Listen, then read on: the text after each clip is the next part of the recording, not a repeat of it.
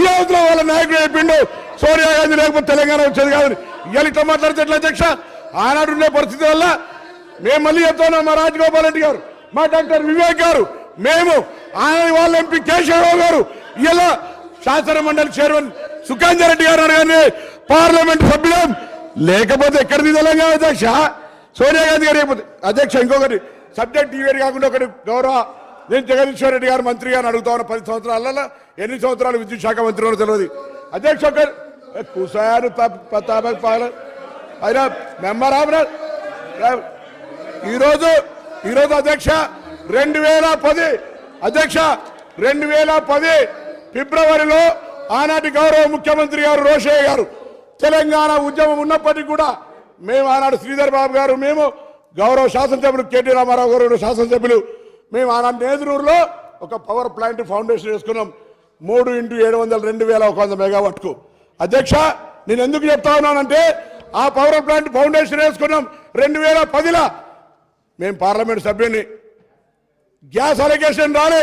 ముఖ్యమంత్రి గారు అనేక సందర్భాల్లో లెక్క రాసిండు 432 ఎకరాల జాగాను 13 కోట్లు పెట్టి ఆనాడు సేకరణ చేసిన అధ్యక్ష. పొల్యూషన్ సంబంధించినటువంటి అన్ని అనుమతులు వచ్చినాయి, వాటర్ శాంక్షన్ తీసుకున్నాం, దానికి సంబంధించిన పర్యావరణ అనుమతులతో పాటుగా మొత్తం అనుమతులు వచ్చాయి అధ్యక్ష. మేము చేస్తలేమని గౌరవ సభ్యులు వేరే ఈ సభలలో పేర్లు వద్దు కాబట్టి చెప్తాను. నేను చెప్పినాక చెప్పు సార్, చెప్పు సార్. నేను గౌరవ సభ్యులు మిగతా లేని వాళ్ళ పేరు తీసుకోవద్దుగా, నేను తీసుకుంటలేను. వాళ్ళు మా పిండ ప్రదానం చేసిన అధ్యక్ష అన్నాడు.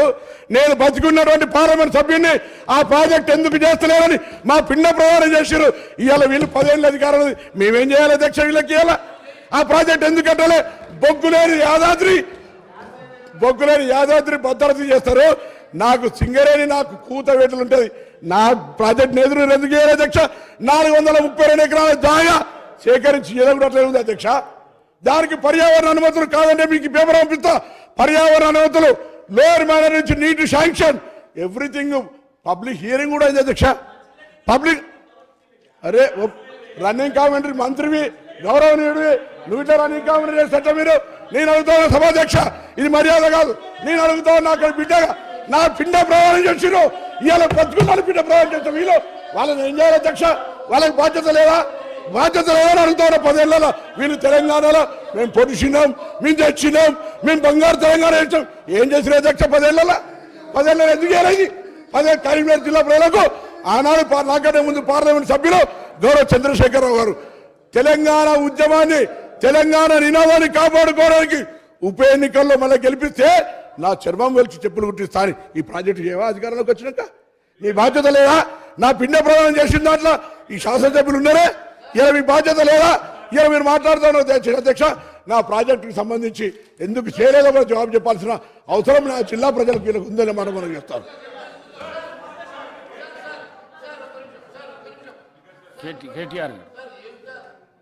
సార్ 55 సంవత్సరాల కాంగ్రెస్